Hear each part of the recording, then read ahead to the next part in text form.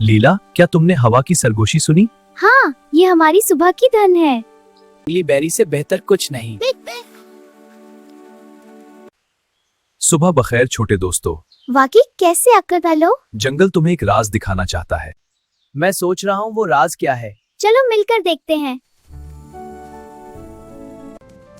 एहतियात टाम, पत्थर शबनम से फिसल रहे हैं। मैं तुम्हारा हाथ पकड़ लूंगा हमेशा की तरह। ये जादुई है। मैंने कभी ऐसे रंग नहीं देखे। खुश आमदीद छोटे मुसाफिर, बाग तुम्हारी मेहरबानी का इंतजार कर रहा है। हम जरूर मदद करेंगे। ये हमारे लिए रक्स कर रहे हैं और हम भी उनके साथ रक्स करते हैं।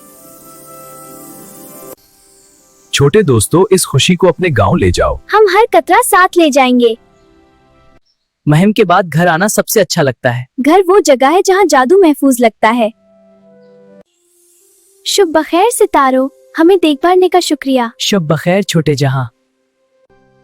देखो टैम, हर बीज एक छोटा सा ख्वाब है और हम इसे अपनी मोहब्बत से बड़ा करेंगे। हमारी मेहनत रंग लाई। हर लम्हा इस जादुई दुनिया के लिए खास है। हमारी जादुई दुनिया देखकर लुत्फ उठाएं, लाइक करें, शेयर करें और फॉलो करना ना भूलें।